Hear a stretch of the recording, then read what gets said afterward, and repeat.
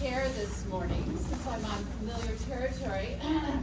And have the judges introduce themselves, and we'll let you all introduce yourselves.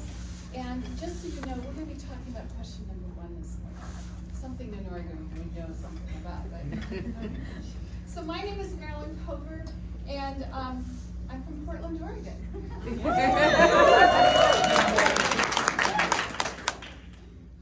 I'm Meg Hubeck. I'm from the University of Virginia, Center for Politics, where I run the Youth Leadership Initiative. Thanks for having me. You just made my day. And hello, my name is Liza Prendergast. I'm Vice President for an organization called Democracy International in Washington, D.C., and I competed in We the People a very long time ago. Please introduce yourself. We're Unit 6 from Grant High School in Portland, Oregon. My name is Athena Wooters. My name is Anjali Veerasinghe. My name is Max Robin. My name is Paige Suckling. My name is Tate Butterfield, and we're happy to be here. Thank you. Thank you. So let me read question number 1, and then we'll get going. Citizens are more likely to get the policies they want when initiatives are available than when government decisions are the monopoly of elected officials. Do you agree or disagree with this claim? To what extent are ballot initiatives democratic? Is direct democracy an appropriate way of making public policy in the 21st century? If states vary in their use of such things as initiatives and referendums, what challenges might arise, if any, due to the structure of federalism? You may begin. We agree. Citizens are more likely to get the policies they want through the initiative system. Initiatives allow citizens to directly decide on issues, pushing policy in the direction that the majority prefers. Ballot initiatives also allow for the passage of policy that a state legislature opposes or won't consider. In 2022, South Dakota expanded Medicaid coverage despite opposition from a Republican-controlled legislature. Initiatives are especially effective for contentious issues, such as the legalization of marijuana or threats to legislatures' power, like redistricting and ranked choice voting.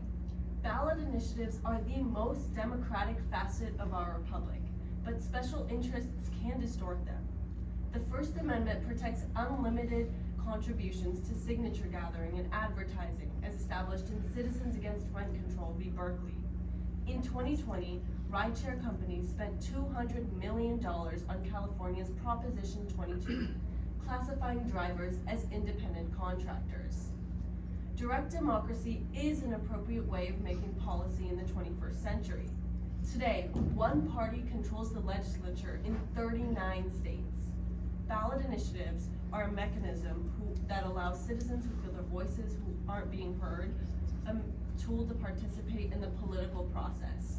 According to Gallup, from 1998 to 2021, Americans' trust in their state governments fell from 80% to 57%. Direct democracy can create problems in the 21st century. As James Madison states in Federalist 51, Republican government aims to prevent tyranny of the majority. Few veto points and minimal deliberation in ballot initiatives allow a majority to encroach on the rights of a minority, like initiatives in 30 states outlawing gay marriage and Arizona's 2006 ballot measures on immigration. Legislatures also persecute minorities, as seen in recent laws limiting transgender and voting rights.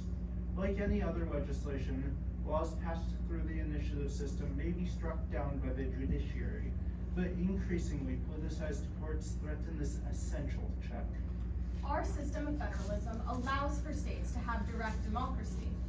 In the 1912 case, Pacific States Teltelco v. Oregon, the Supreme Court held Oregon's initiative system was a non-justiciable political question under the Guarantee Clause of Article 4, allowing for direct democracy in 26 U.S. states and the District of Columbia.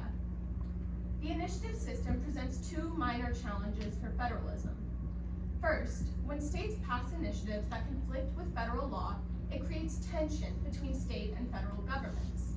Ballot initiatives legalizing marijuana, psychedelics, and the funding for stem cell research exemplify this rift. Second, direct democracy can cause problems for state-to-state interactions. Following the Dobbs v. Jackson decision, states like California, Michigan, and Vermont used initiatives to try and protect abortion, while Kentucky and Kansas used to try and remove protections from abortion from their state constitutions. Gun laws, immigration reform, and marijuana legalization all present similar challenges to federalism. However, initiatives also allow states to serve as laboratories of democracy. Successful ballot initiative experiments, like raising the minimum wage, can serve as a model for other states and even the federal government. With appropriate controls, initiatives can be a force of good and complementary to a Republican form of government. Thank you. We are ready for your questions. So we're in a state that does not have ballot initiatives at this time. Make an argument for, or what are some of the things that they should consider and why they should have ballot measures? I think that ballot measures can be very good with these specific checks. And I think some of the checks that I would recommend this state to implement would be Louisiana's system, where you can only amend Article 5 of their constitution, which is their article pertaining to the legislature, and that's concurrent with the Republican form of government. I would recommend a system with something like Oregon Citizens Initiative Committee, where citizens are randomly selected to prepare and research about a ballot initiative, the pros and cons, and present a proposal in an unpartisan manner.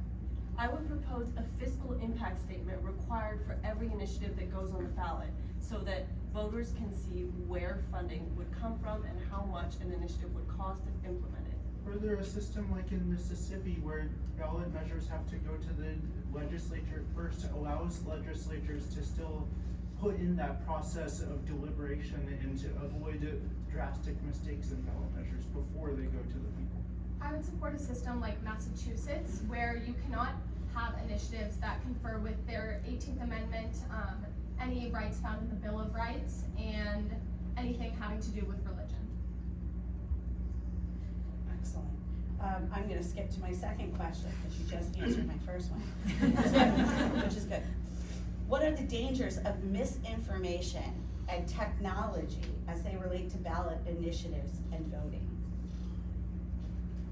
Both technology and misinformation have a problem at all levels of policymaking, but especially at initiatives when when people can be widely influenced by just the title of an initiative. In California, an initiative that was titled the Ending the Homelessness and Solving the Mental Health Crisis got on the ballot and luckily lost with 48% of the vote, because this initiative, what it did was legalize casinos throughout the entire state, and 6% of the funding would be going to making homeless shelters. However, many states have enacted specific regulations where the name of an initiative has to pass through the Secretary of Treasury before it can get on the ballot, which is something that can help prevent this misinformation. I think this problem can be exacerbated by the large presence of special interest in ballot initiatives, which cannot be regulated. I think Oregon Citizens Initiative Review System can help solve this problem, as it allows for a process that has been proven to be unbiased to provide voters with the impacts of voting either way on the issue. Additionally, social media can create these momentary passions that Hamilton feared in Federalist 6, when he stated that momentary passions have a more active and imperious control over human conduct than general or remote considerations of policy. Thank you. I wanted to ask if you think the federal government should actually step in and play more of a role in regulating the types of ballot initiatives that can be conducted to try to reduce some of the sort of policy differences between the states. I don't think I would support the federal government stepping in to regulate, mostly because the problems with initiatives are very similar to the problems that we see with state legislatures and the laws that they pass. It's really the job of the courts to determine if laws are discriminatory or if they need to be struck down.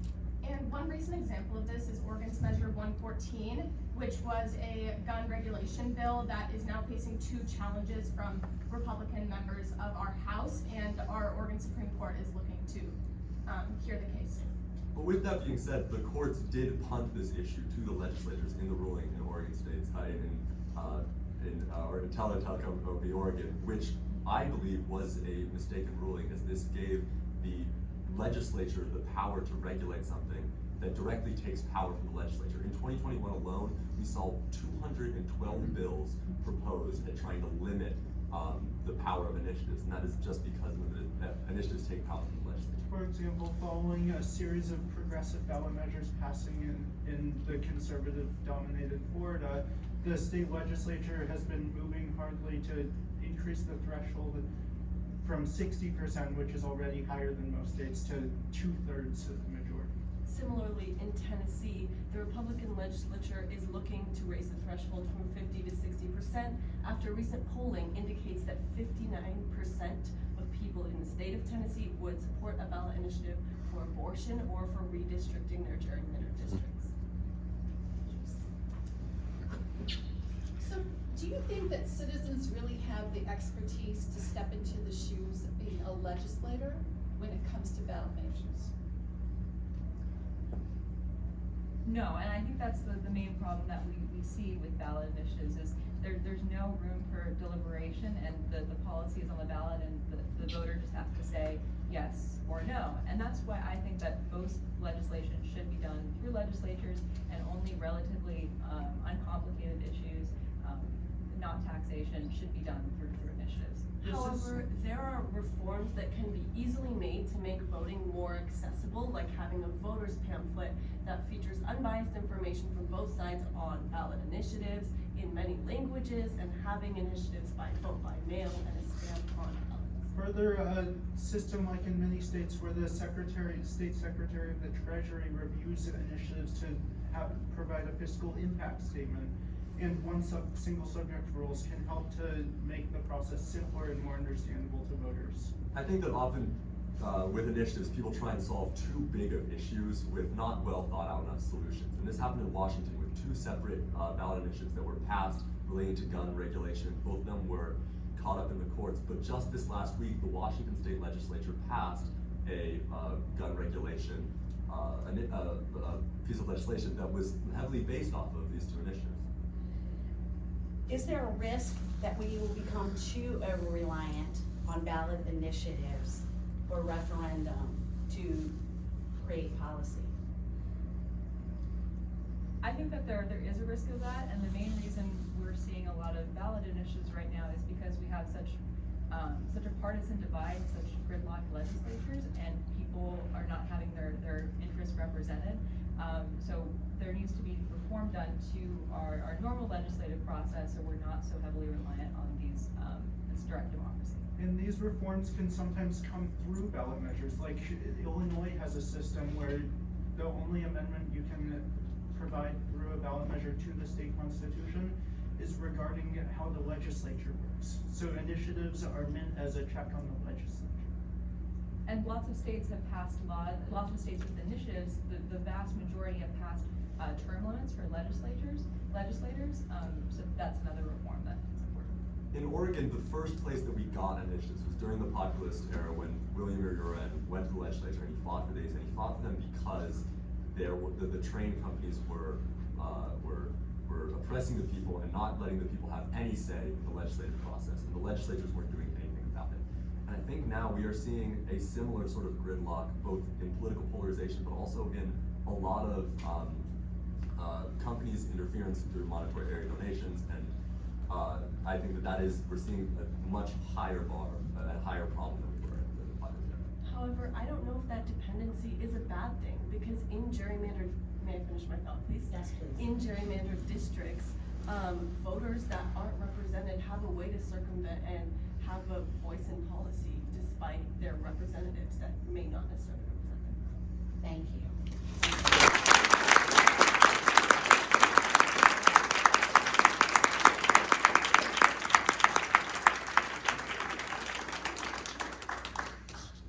I came with high expectations. You met my high expectations.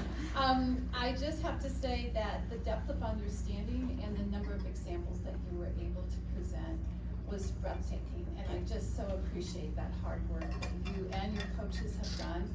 And this is an important issue for citizens to understand, and you cannot stop at this event with your proselytizing about your passion about these topics, because you know there's a lot of citizens that need your knowledge. So thank you, and do not stop. Yeah, power to the people. Kind of got that at the end, and we really got wound up, and I think the conversation got really, really fun at the end. I enjoyed that very much. Thank you so much for talking about so many different cases and examples of ways that pros and cons of referendums and initiatives. And I think sometimes, and this, I'm gonna hit on this mantra too, I need every single person in this room and everyone sitting here to teach other people.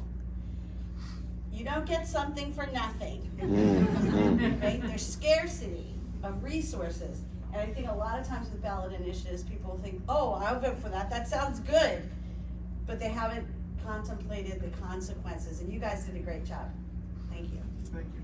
Yeah, I agree. It is very clear how much you have invested in learning about these issues, going obviously way beyond the textbook. I think in one breath I heard references to very specific policies in California, Michigan, Vermont, Kentucky, and Kansas, and that was just like in one breath.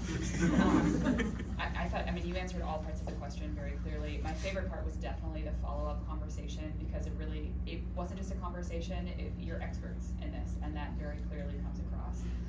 I agree with what Marilyn said. I think our future is very bright and can't wait to see what you do. So thank you for sharing your knowledge, and thanks to your teachers as well. Thank you.